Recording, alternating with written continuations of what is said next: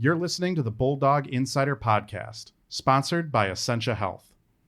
Here, our hobbies become our work, and our work becomes our passion.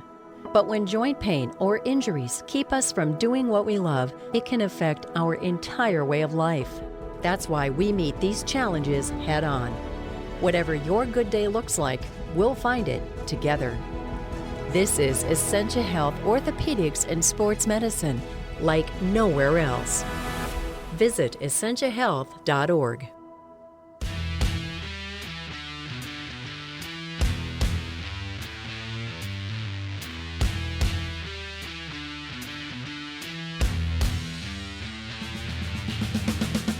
Hello and welcome to the Bulldog Insider Podcast, brought to you by Essentia Health. I'm Matt Wellens, the Bulldogs hockey beat writer at the Duluth News Tribune and the Rink Live. And I'm Zach Schneider, the television voice of UMD hockey on My9 Sports. Also back with us on the podcast this week is the voice of Bulldogs hockey on KDAL, Bruce Siski. Greetings and salutations, everybody. Hi. And we've kind of done an audible at the last second here on the podcast because we weren't sure this was going to work. Joining us from an ice house in northern Minnesota in the 218. He's pre-gaming ahead of a War Road Roseau hockey game in the only fashion you really can up there. Joining us on the podcast via Zoom, again, from an ice house. This is a podcast first. Former Bulldogs associate head coach, current Western Michigan associate head coach, Jason Herter. Jason Hertz, thanks for joining us on the podcast. Nice to see you. Yeah, this is awesome. Thanks for having me. So can you divulge what lake you guys are on? Yeah, I'm on Lake of the Woods. Just I don't even know what part of the lake. I know I drove about 6 miles down this ice road and right where the hut was set up and getting ready to fish before the big game tonight. We're used to having Shep on here and like being sworn to secrecy on lakes and fishing spots where he catches his fish out there. Take us through the scene here right now. You're out on Lake of the Woods, beautiful ice house. Take us through it here. This is the perks of the job. I'm going to turn my computer around. So I got a couple buddies in the back. Shane Fukushima and his dad Moss are getting everything ready.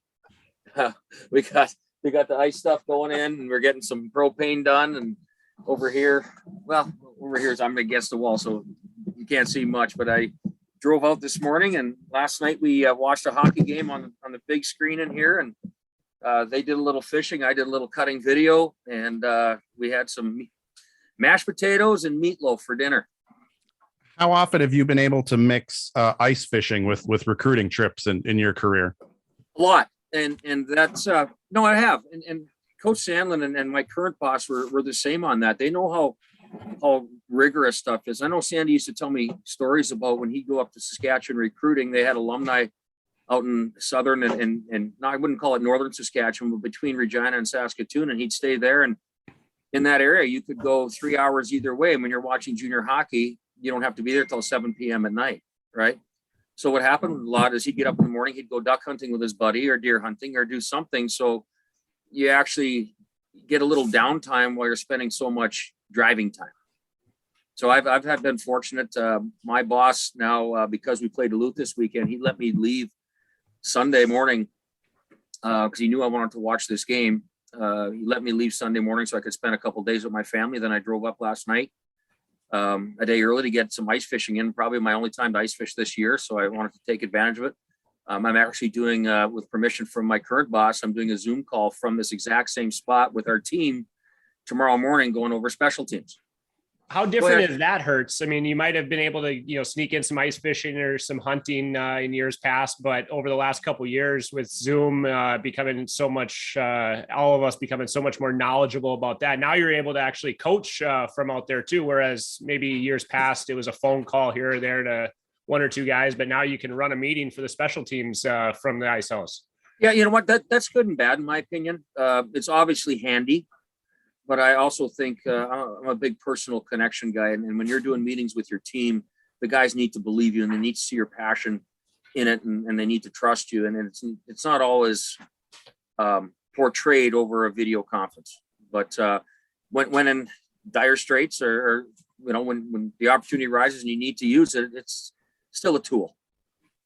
You got assistant coaches Hertz, we talked about it. You guys spend a lot of time on the road year round.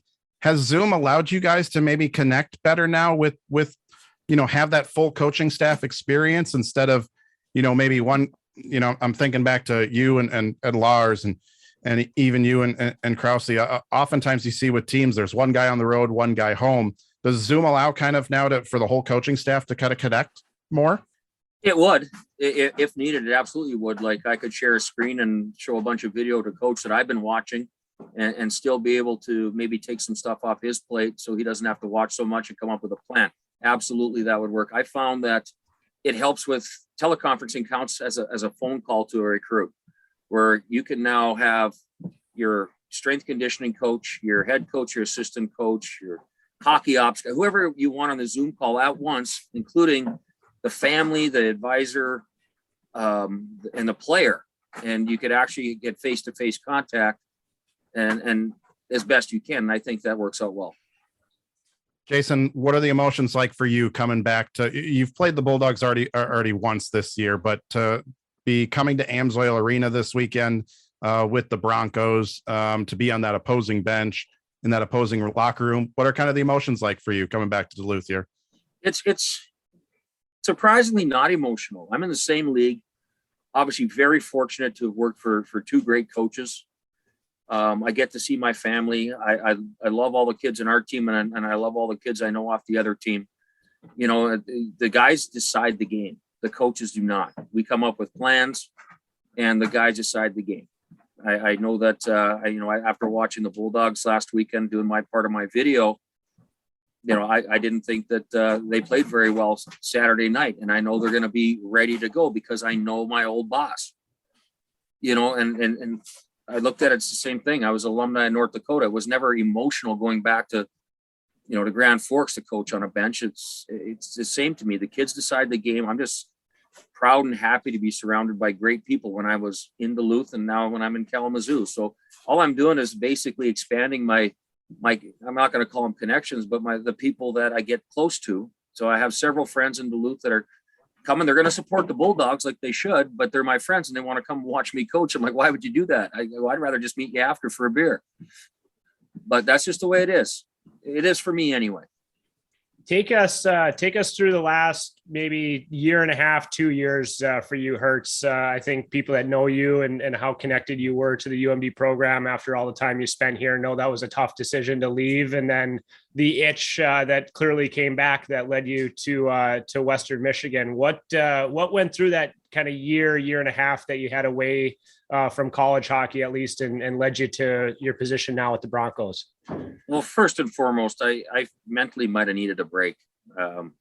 There's a lot of pressure on when you have success, like we have while I was with the Bulldogs, as far as putting together the right types of teams. Obviously, we coached the heck out of them, and next thing you know, we're winning championships and we're going to Frozen Fours, and then the expectations come where this is what we do every year, and then you got to find the recruits, and then now with the portal, you got to watch how you talk to kids, or they just get mad and go in the portal and want to change. You know what I mean? And it was getting to me a little bit. And the family thing. I think I've said this before, where when Ryan Sandlin and my son were playing on the same team in Hermantown High School, my boss got to watch my kid play more than I did that year because I had another job to do, and that wasn't his job. You know what I mean? Like, and I'm not complaining about what he was doing. I'm just going with, it's a hard situation. My daughter got married, and you just keep missing more and more and more. I believe that the COVID thing actually helped me just for a mental break. Now, would I like to have been working? Absolutely. But I was looking for something still in hockey, obviously, but that allowed me to work my butt off in the winter, but have some time in the summer to rejuvenate. I'm not young anymore. I'm 51 years old. And what a lot of guys don't know is when I was coaching midget hockey for my current boss, I went everywhere recruiting for 3 years. I went from watching the USHL tryouts, all of them, down to, okay, these kids got cut and they're going to the North American League tryout now. And I go watch those. And when they got cut from that, I'd save the day and give them a spot in midget hockey. And I went from there to work for Dean Blaze, where I remember one time he got a phone call from a buddy of his in Chicago, and I had to drive from Fargo to Chicago early in the morning to get to a game, to watch 2 periods and get back because I needed to be at pregame skate the next day. So from Fargo to Chicago, I went there and back to watch 2 periods of a game of one player who wasn't very good. And you just go to see it. Now that's where Instat and Hockey TV would have helped a lot right now. But you do that for a couple of years. And then what I did with the Bulldogs, averaging 160 days a year on the road. And, you guys know as well as I do, our summers aren't that long, where, all of June is USHL camps. The first 3 weeks of July is national development camps. Then you run your hockey school. Now you're into August and you haven't had a break. And the guys come back. So you get a couple of weeks in August and the guys are back in the middle of August. And you just look back, and go, what happened to my downtime? So it got me refocused. That time got me refocused. It got me back to have the passion I need to be really good at my job. And that's the other thing is I was kind of worried about myself. Maybe I wasn't as passionate that I needed to be to do a great job for the Bulldogs because I was so tired. And my boss, Sandy warned me about that when I first took the job. He goes, don't be gone too much because you'll get burnt out. And it's hard to not be gone too much when there's players available. You need players and you want to continue to be great. Hertz, this group you have at Western Michigan, what's the season been like so far? It certainly feels like you guys have had a ton of success and done a lot of really good things. Well, you know what, Bruce? I can't say I expected it to go the way it is, but as a coach, you plan on winning every game. That's just the way you have to portray it to your team, even though the other team has a plan too. But the kids need to believe you, right? And we got an older crowd, some really good, young, hardworking kids that they recruit in from the USHL. And the work environment's great. Pat Ferschweiler's been a best friend of mine for 20 some odd years. And he's got a very similar philosophy as I do, and very similar to Coach Sandlin, to be honest with you, about the hard work and attention to detail. And, you make the most of the talent you got. You're not going to have the most talented team, but you make the most of what you got and pray for good goaltending and block some shots, right? But we don't over meeting them. We don't, Pat, when he got the job, he basically was in Detroit for the Red Wings for 4 years, where you can't waste professional hockey players' time. They'll read right through. You can't over meeting them. Your meetings are 4 minutes long. And we literally write out the practice for the next day, right after practice of the previous day. We get all our video done. And I'm at the rink from 7:30 in the morning till 1 o'clock in the afternoon. If I'm not recruiting, my day's over because we did our work. It's very efficient, very quick. It runs quickly, and it gives you some time to relax. And because you asked me the question about Zoom and video and new technology, he's a big believer if you don't have to sit in the office all day to get your job done. And he's like, go home, put your feet up. Your computer works at your house. Watch the games you need to watch online. Report back to us. We'll discuss it tomorrow. But you don't need to be moping around the rink looking at the clock to do it. Go home, have some lunch, have a nap, do it at night. And he doesn't care. He goes, as long as it's done. And he just told us when we first got the job, both me and the other assistant coach, if it's not done, I'll talk to you about it. And we haven't had to have a talk yet. So it's been good, Bruce. I was going to say, we talk about hockey being like the ultimate team sport, and these guys are all, team oriented. I understand that, but how disappointed are you for Ronnie Adder that he's not going out to LA with Noah Cates on Sunday to join the U.S. Olympic team? Well, I'm disappointed for him in some ways, but if you look at him, like when I got phone calls about Ronnie, and I know my boss did too, obviously we want him to have the experience, but we also got to be honest. And at the time we were getting phone calls about him, they had already picked 6 defensemen, were already listed. And what do they play, 5 games in 2 weeks? So if you're the extra guy trying to get in the lineup, you're basically going there on a sightseeing mission. You know what I mean? He wasn't in the conversations when they picked their first 6 guys. And we don't make that call. And I know they got other good players, don't get me wrong, but it's just, it might have motivated him a little. Jason, you talk about the balance that that you're all trying to whether it's in season you're with the team or recruiting and such. I remember a quote from Derek Plant when I did that recruiting feature a few years ago when he was coming back. He had originally left UMD and made the comment he had seen everyone else's kids more than than his kids, and that's why he needed to step away. And man, I kind of feel like that in the month of March sometimes, at April as well, when we're on the road for the postseason and such, that I see everyone else's hockey families in hockey than my own. I thankfully only have to go through it for a month.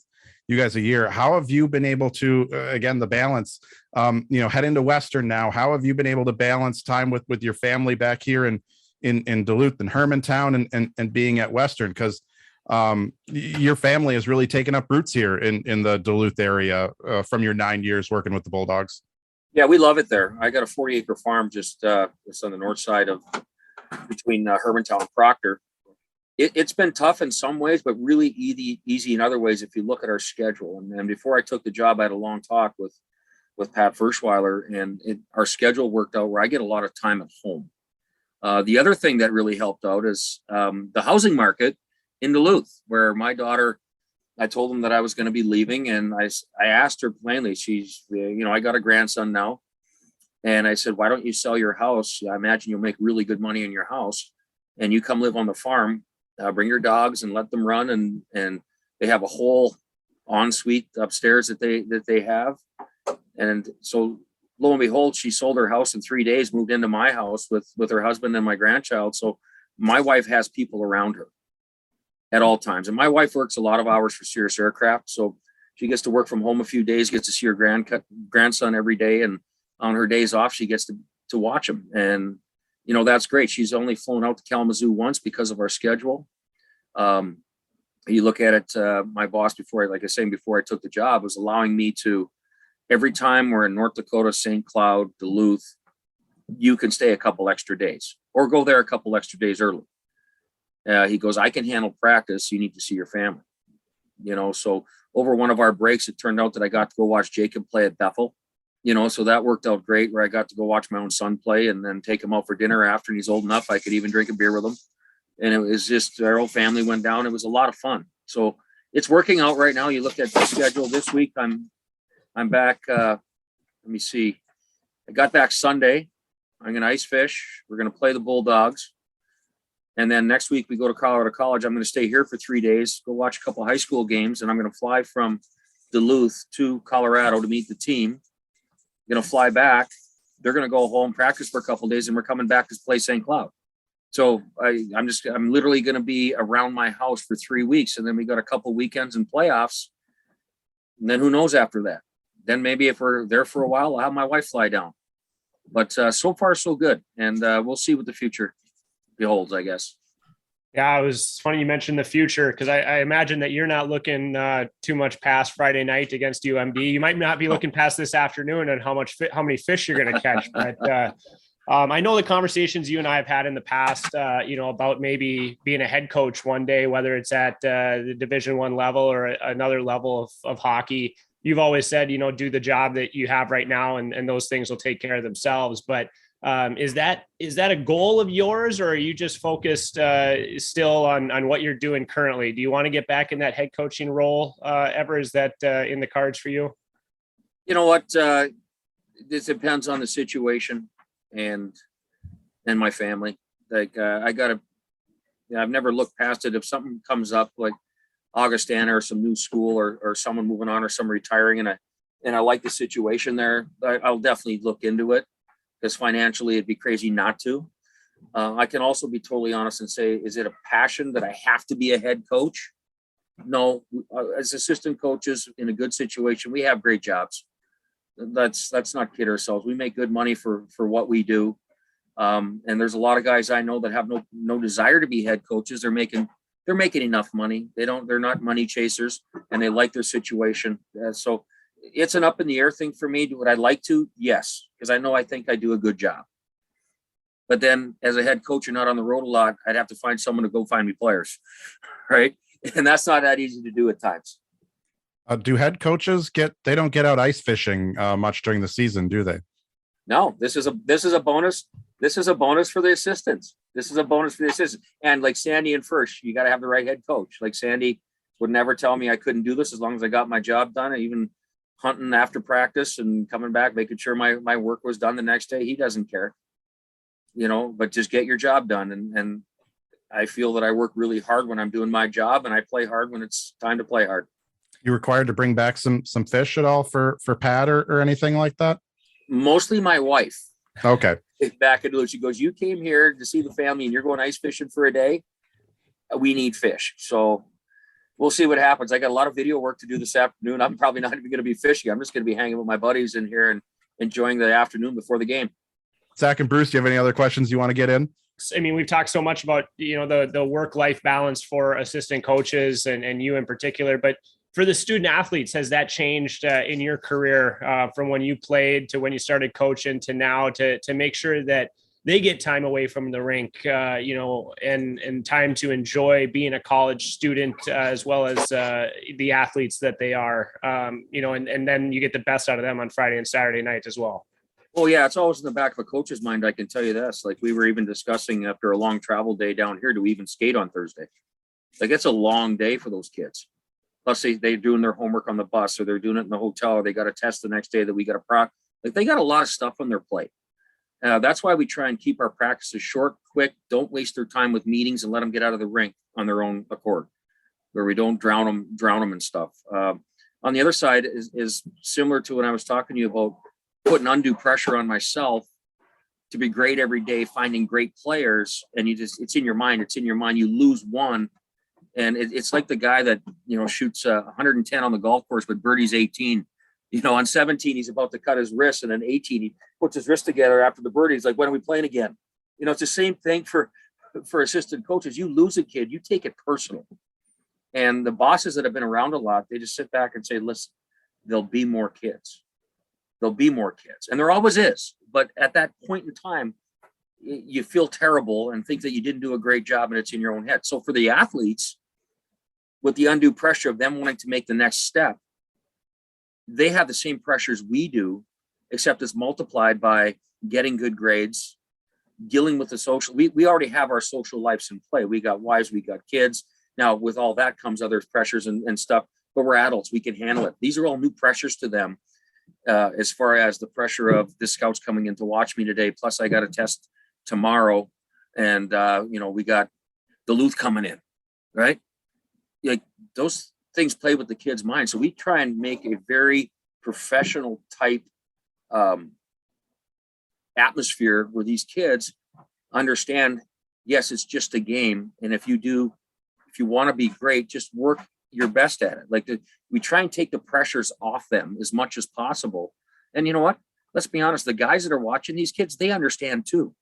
They're not going to have a great game every game. They don't write them off after one game. And that's what these kids got to understand, but they certainly don't take it that way. I was going to say, have you ever seen Rosa Warroad in person? If so, tell us about that. Yes. I don't think I've missed that game except for the year I took off. I've always been at that game. One either in Rosa or in Warroad. And, there's been times when Warroad wasn't very strong, but they had a couple of good players. Rosa, who didn't have any great players, but were deeper, would walk over them. And, then I saw the Hermantown Warroad game. I was back for that. Saw a little bit of that, and I just saw how good the team was. And I know there's a couple really good young players on Roso's team, and Roso got walked on the last time they played. So I was just over at Izzy's place. That's where I'm staying. And I went for breakfast, and you should hear the people talking about the game tonight. I went and filled up my truck with diesel, and I went inside to pay, and you here for the game tonight? Everybody is just into it. And, back in Kalamazoo, was I think it's like 20 degrees outside, and everyone thinks I'm crazy for going out and lighting a fire and cooking steaks over the open fire pit because it's so cold. And then last night I sent a picture of these kids were playing on the river, and it was minus 22 out. And they're skating on the river. The people just don't know the passion of hockey in northern Minnesota. Those people downstate.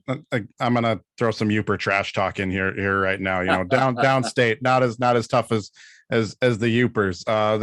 They'd fully sympathize and understand what Hertz is doing this weekend. Zach, you want to get in the last question? The problem with let's be honest. The problem with the Upers is they have passion to get on that outdoor rink, except it takes them 6 weeks to get the snow off there. You just got to well, right. It's got to be, the ice has got to be extra thick out there, because you can't just bring a snowblower. You actually need a plow to clear those lakes and for sure. up there and even the northern lower peninsula there. All right, Jason, that was awesome. Thank you so much for doing this with us from the ice house, even out there on Lake of the Woods. This was great. We'll take a break here. We're going to have more. First, again, thanks, Jason. Thank you so much for joining us. Great to see you guys. I'll see you at the rink. Yeah, thanks, Jason. Good to see you. Take care, boys. Thanks. Appreciate it. We're going to take a short break. When we come back, more of the Bulldog Insider Podcast brought to you by Essentia Health. I'm McHatton. I'm Jess Myers, and we are the co-hosts of the Rink Live podcast. We really pride ourselves on finding some unique guests and covering some of the topics of the day, not only in college hockey, but kind of across a broad spectrum. Yep. We also talk junior hockey. We'll get some of that talk in there as well. Women's hockey, men's hockey. We try to talk to people from throughout the game and actually from all over the country. That's been one of the great things on Zoom. And Mick and I are kind of OG, the Rink Live guys. We were here from the start, about 3 years ago now when things got off the ground, but we brought a fair amount of college hockey experience to this job. I went to Minnesota Duluth. I covered college hockey starting then when I was a student. I've covered the Frozen Four 28 times, and I primarily cover the Minnesota Gophers now for the Rink Live, but dabble in a little bit of everything. And I've covered St. Cloud State hockey. Now this will be my 12th season. So please check us out on the Rink Live podcast on Mondays. Welcome back to the Bulldog Insider Podcast brought to you by Essentia Health. I'm Matt Wellens, joined by Zach Schneider and Bruce Siskey. I should note you may be hearing a toddler in the background of my broadcast here, watching some YouTube. We're going to wrap this up. We were really stoked that Jason was able to hop on the Zoom with us on this was recorded on Tuesday morning, that he was able to join us from the ice house. Impressive that Zoom worked out in the middle of the Lake of the Woods there. Guys, let's wrap this up. How we feeling? We'll start with the men since we just got done talking to Jason. How are we feeling about the Bulldogs men as they go into this weekend series against the Broncos? A stat I noticed in thumbs up, thumbs down, 3 stars this week.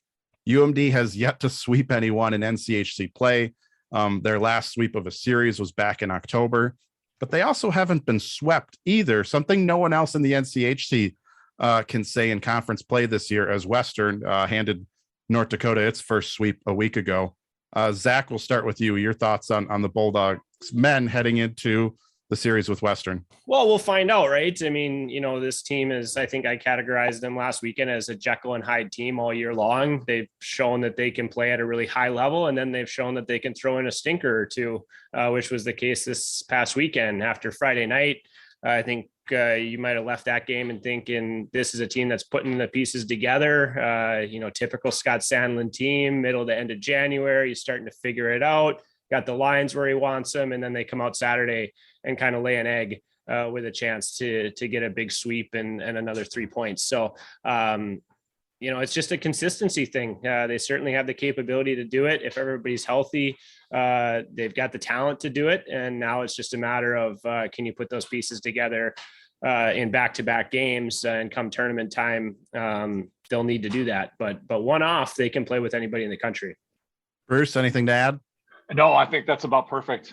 We all know that at this point they can play with anybody, and I think you're going to see it at some point this weekend. The question is, we're going to see it both nights, or we're just going to see it one night. And as Zach said, they're going to eventually have to put consecutive strong performances together. We've not really seen that. We certainly haven't seen the results in quite a while here, but we know they're capable, and it's a matter of finding a way to do it. And again, I hate to beat a dead horse. I think it comes back to that power play. How different is Saturday's game if they can cash in on a couple of those power plays in the first half of the game where they couldn't score 5-on-5, they weren't generating a lot of consistent possession?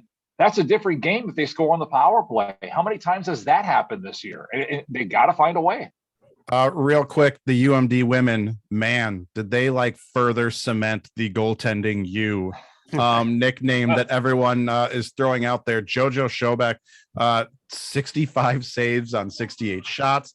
She 27 save shutout in her first college game.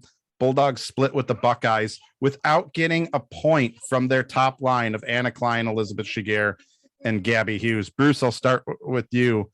What more can you say about the women? I hate to say we forgot about Emma Soderberg already, but it's all JoJo now for the rest of the regular season. It was an impressive performance.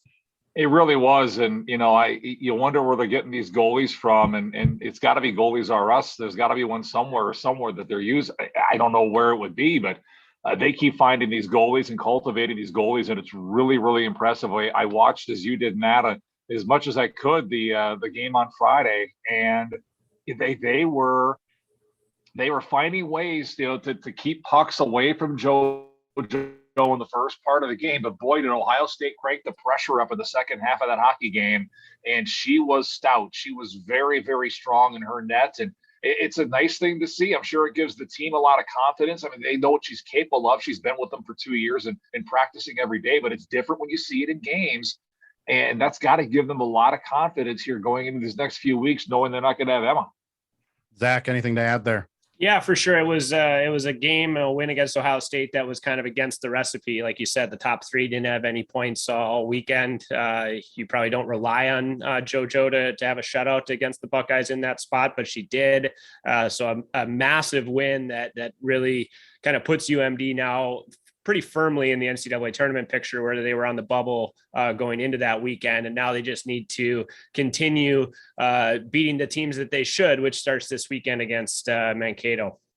Guys, what does the coverage look like from you this weekend? Zach, what do we got on TV?